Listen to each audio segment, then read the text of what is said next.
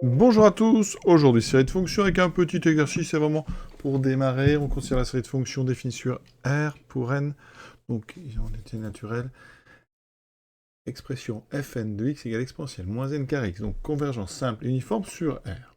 Alors tout d'abord on va commencer par la convergence simple. Alors là, il y a plein de façons de faire, mais on peut proposer la règle de l'envers quand déjà x est strictement positif. Alors quand x est strictement positif, évidemment pour tout x, eh bien, exponentielle moins n de x est strictement positif, pour tout x et pour tout n, donc appartenant à grand N, c'est positif, d'accord? Donc, ça ne s'annule pas à partir d'un certain rang, et donc on peut regarder, donc fn plus 1 de x sur fn de x, tout ça en valeur absolue.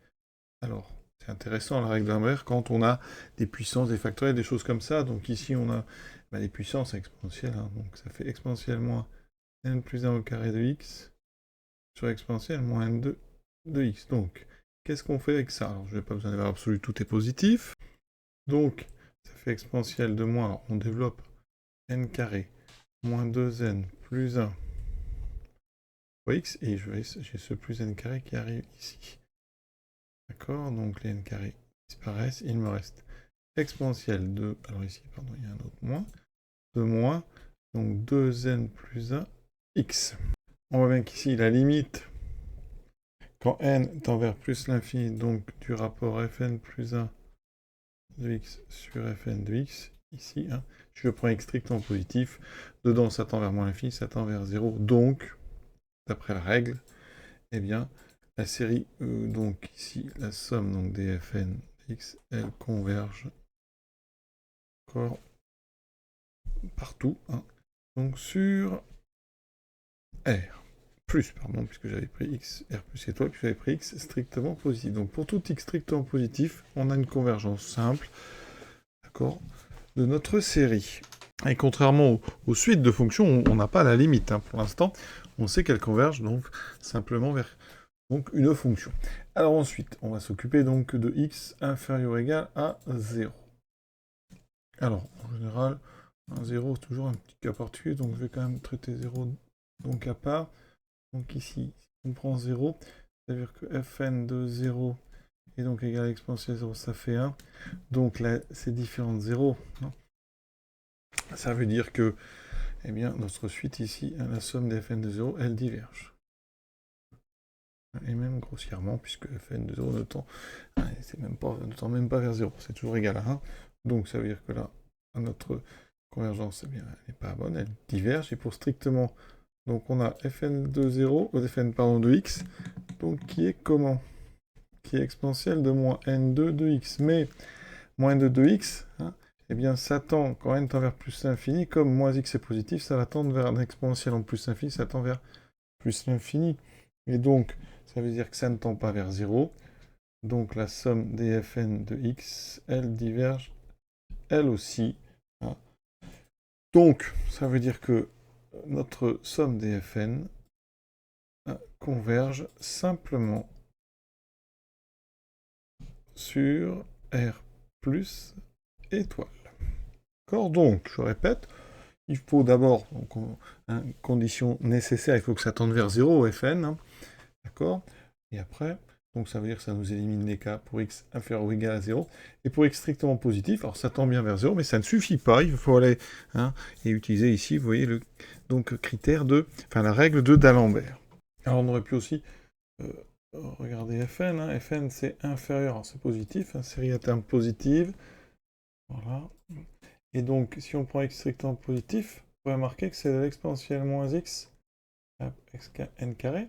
Alors, comme x est strictement positif, exponentielle moins x est strictement donc entre 0 et 1, d'accord? Et donc là, ça c'est plus petit qu'exponentielle moins x puissance n. Et ça, une série, donc ici, vous voyez, on a une série avec des puissances, donc on a donc une série ici géométrique. On a une somme donc des q puissance n avec q qui est égal à exponentielle moins x qui est strictement entre 0 et 1. Donc ça, c'est une, ici, terme de série convergente. Donc terme de série convergente. Donc Fn, série donc positive, est inférieure à ici au terme d'une série convergente, donc ça veut dire que la somme des Fn converge aussi.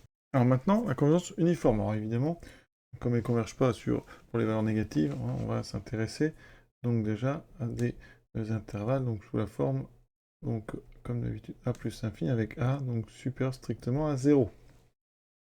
Donc qu'est-ce qui se passe ici? Alors, fn de x, c'est donc exponentielle de moins n de x. Fn, c'est décroissant, d'accord?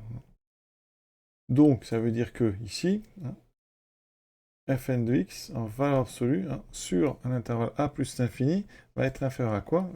Exponentielle de moins n carré a. Or, on sait que la somme des exponentielles moins n de a, elle converge, d'accord? Parce qu'ici, vous pouvez même faire, comme tout à l'heure, c'est inférieur à exponentielle moins n a. Et donc, ici, vous avez une somme des exponentielles moins n a que je peux écrire, encore une fois, exponentielle moins a, ici, puissance n. Donc, ça veut dire qu'ici, vous avez exponentielle moins a qui est plus petit que 1, puisque a est positif, strictement, est plus grand que 0. Donc là, on a terme d'une série, c'est la même chose que je viens de dire, un terme de série 1.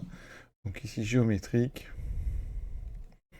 convergente, parce qu'on a une raison entre 0 et 1. Donc, ça veut dire que la somme des Fn converge normalement,